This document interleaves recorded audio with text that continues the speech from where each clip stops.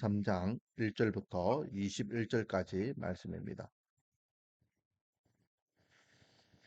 요한복음 3장 1절부터 21절까지 말씀입니다.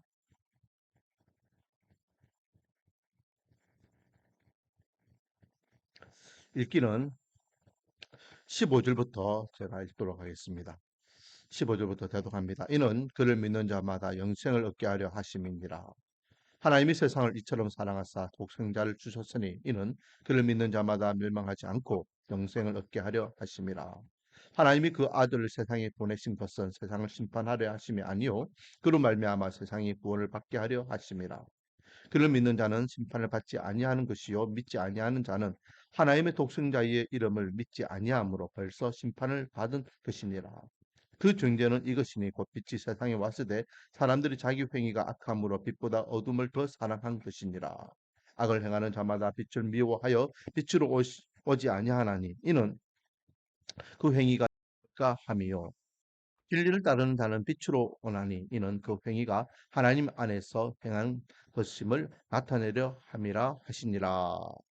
아멘. 할렐루야. 오늘도 하나님께 나와 찬양과 공배의 예배로서 하루를 시작하는 저와 여러분에게 하나님의 한량없는 은혜와 축복이 가득 주님의 이름으로 축원드립니다.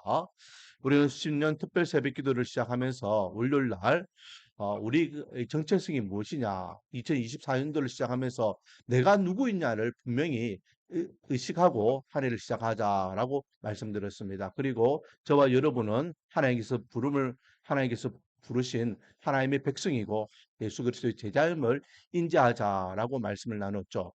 그래서 하나님의 부르심과 예수님의 제자, 구원받은 하나님의 백성으로서 우리가 어떻게 살아갈 것인가, 예수님의 증인된 삶을 어떻게 살아갈 것인가, 거기에 대해서 우리가 믿는 예수님, 우리가 고백하는 예수님, 우리가 증거하는 예수님이 누구인지를 지금 계속해서 나누고 있습니다. 첫 번째 시간에는 우리를 기적을 만드시는 예수님이라 말씀드렸고, 어제는 성전 되신 예수님, 오늘은 세 번째 시간으로 우리를 사랑하시는 예수님에 대해서 말씀을 나누기를 원합니다. 오늘 본문 3장 1절 말씀에 보니까 니고데모라는 한 사람이 예수님께 찾아와서 대화하는 장면이 나옵니다.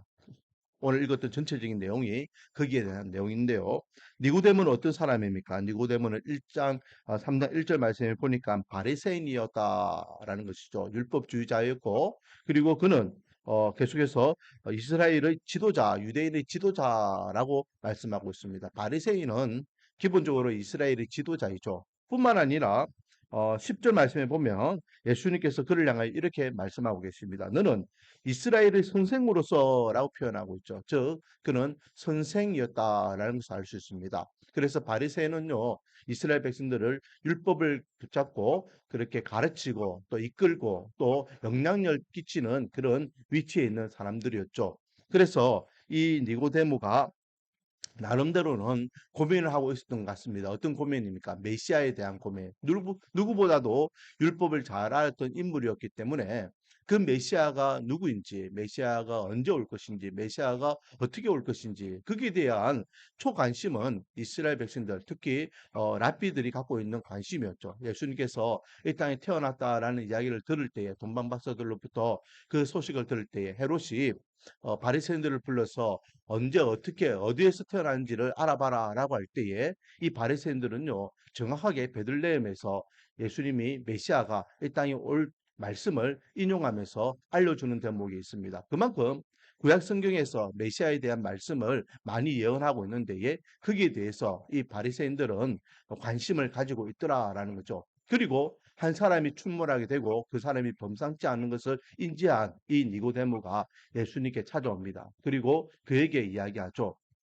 내가 보니까 당신이 행하는 그 표적들 그리고 당신이 이야기하는 그 말들 그는 범상치 않은 것 같습니다. 분명 당신은 하나님께서 보내신 그런 선생인 것을 내가 이제 알고 믿겠습니다라고 고백하면서 이제 당신이 메시아인가 아닌가 예수님을 이제 한번 들어보는 거죠. 그렇게 예수님께 나와서 예수님이 어떤 분이신지를 점검하기 위해서 대화가 시작됩니다. 그때에 예수님께서는요 뜬금없이 이런 말씀을 하십니다. 3절 말씀에 보니까 진실로 진실로 내게 이르노니 사람이 거듭나지 아니하면 하나님의 나라를 볼 수 없느니라라고 하면서 거듭남에 대해서 말씀하시죠. 거듭남이라는 것은 다시 태어난다라는 것을 이야기합니다. 그래서 니고데모가 아이고 사람이 다시 태어난다면 다시 엄마 뱃속에 들어갔다가 다시 태어나야 되는 것입니까? 라고 이야기할 때에 그런 거 아니다. 육구로 태어난 사람은 육이고 영으로 태어난 사람은 영이다. 그러므로 다시 태어난다라고 할 때에 육으로 다시 태어나는 것이 아니라 영으로 다시 태어나는 것을 이야기하고 있고 이 영으로 태어나는 것은 물과 성령으로 태어나는 것이다라고 하면서 다시 태어남에 대해서 거듭남에 대해서 말씀하고 있습니다. 다시 태어난다 이 말은요. 이제 새롭게 새로운 삶을 살아간다라는 것이죠.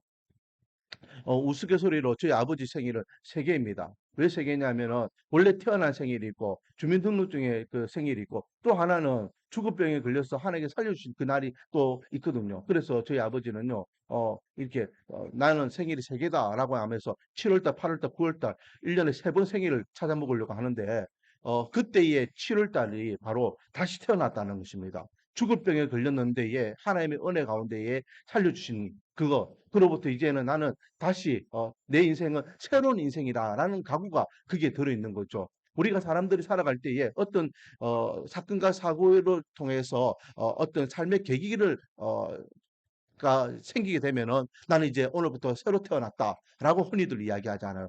그 내용이 지금 예수님께서 거듭남에 대한 표현으로 말씀하고 계시는 겁니다. 이것은 다시 태어났다고 할 때에 어떤 엄마 뱃속에 들어가서 다시 태어나는 것이 아니라 이제 생각과 삶과 또 의식과 그리고 삶의 목적 이런 것들이 완전히 바뀐다는 것이죠.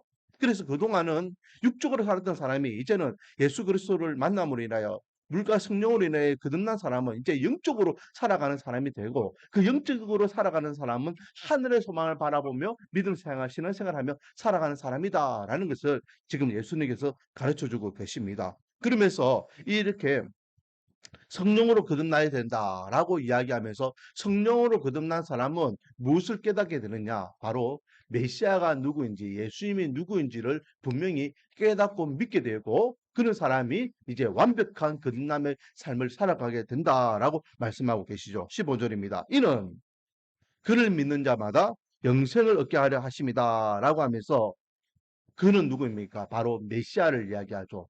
그 메시아를 믿는 자는 영원한 생명을 얻게 할 것이다. 라고 말씀하면서 성령을 통하여 거듭난 사람은 영원한 생명을 얻게 되는데 영원한 생명을 얻기 위해서는 누구를 믿어야 된다? 그를 믿어야 된다. 메시아를 믿어야 된다. 라고 말씀하고 있는 것입니다. 그러면서 자연스럽게 예수님께서는 내가 그 메시아다라고 말씀하시고 계시죠. 그래서 13절 하늘에서 내려온 자, 곧 인자 외에는 하늘에 올라갈 자가 없느니라.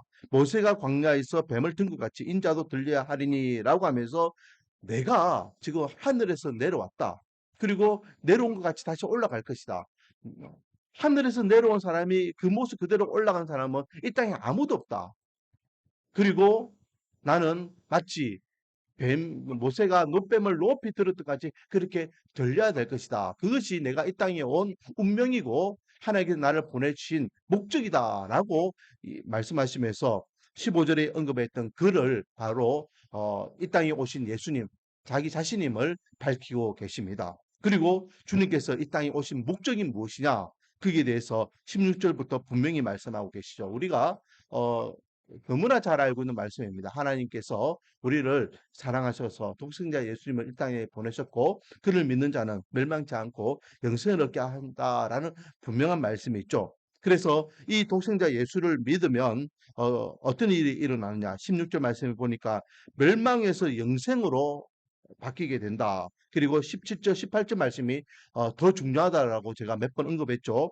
하나님이 그 아들을 세상에 보내신 것은 세상을 심판하려 하심이 아니요 그로 말미암아 세상이 구원을 받게 하려 하심이라. 그를 믿는 자는 심판을 받지 아니하는 것이요 믿지 아니하는 자는 하나님의 독생자의 이름을 믿지 아니하므로 벌써 심판을 받은 것이다라고 하면서 멸망과 영생에 대한 말씀하시면서 하나님께서는 예수님께서는 심판과 구원에 대해서 좀 더 집중적으로 표현하고 계시는 것을 보게 됩니다. 즉 예수님께서 이 땅에 오신 이유는 우리를 심판하기 위해서가 아니라 우리를 뭐 하기 위해서다?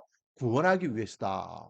그리고 이 땅의 유일한 구원자는 예수님밖에 없음을 다시 한번 저와 여러분은 믿으시기 바랍니다. 그런데요, 중요한 말씀이 이 16절에 보니까 하나님이 이 세상을 이처럼 사랑하사라고 하면서 예수님을 보내신 것이 하나님께서 우리를 사랑하신 것이다 라고 말씀하고 계십니다. 그런데 독생자를 보내셨으니, 독생자를 이 땅에 보내셨으니, 독생자가 이 땅에 오셨으니 라고 표현하지 않고 여기 보니까요, 독생자를 주셨다라고 합니다. 독생자를. 마치 A와 B라는 사람이 거래하기 위해서 어떤 사람이 그 거래를 성취하기 위해서 자기가 소유하고 있는 것을 이렇게 내 보내는 같이 주는 것처럼 그렇게 하나님께서 자 여기 있다 하면서 마치 예수님을 우리를 위하여 우리를 구원하기 위하여 우리의 생명과 우리의 영생을 위하여 예수님을 그렇게 주셨다라는 거예요. 그 의미는 예수님을 한 인격체로 이 땅에 우리를 보내신 것이 아니라 화목 제물로서 이 땅에 보내셨다라는 의미가 있습니다. 그리고 그렇게 이 땅에 오신 예수님께서는 저와 여러분을 위하여 십자가에서 화목 제물로 돌아가셨습니다. 이것이 하나님이 우리를 사랑하시는 사랑입니다. 그래서 사도 요한은요, 요한복음 요한 1서에 보니까 우리가 이번 주 수요일 날도 말씀 나눴지만은 그런 하나님을 향하여 어떻게 표현하고 있습니까? 하나님은 사랑이시다라고 말씀하시면서 우리가 하나님을 먼저 사랑한 것이 아니라 하나님이 우리를 먼저 사랑하셨다라고 고백하고 있는 것을 보게 됩니다. 하나님께서는 저와 여러분을 사랑하십니다. 그리고 그 사랑을 이루기 위해서 예수님께서 이 땅에 오셨고 이 땅에 오신 예수님께서는 인격체로 오신 것이 아니라 화목 제물로 오셔서 십자가에서 저와 여러분을 위하여 핏값을 흘리며 돌아가셨음을 믿으시기 바랍니다. 그러므로 우리는 올해 한 해를 살아가면서 아니 주님 앞에 서는 그날까지 하나님께서 나를 얼마나 사랑하시는지 그 결과가 내가 사망에서 영생으로 또 심판에서 구원으로 내 신분과 내 삶이 바뀌었음에 우리가 인지하면서 이 거듭남에 대한 기쁨, 이 은혜를 믿음으로 고백하면서 온전한 예배자, 온전한 믿음의 삶, 온전한 빛과 소금의 역할을 감당하는 하나님의 백성으로서의 삶을 살아가는 저와 여러분이 되기를 주님의 이름으로 축원드립니다.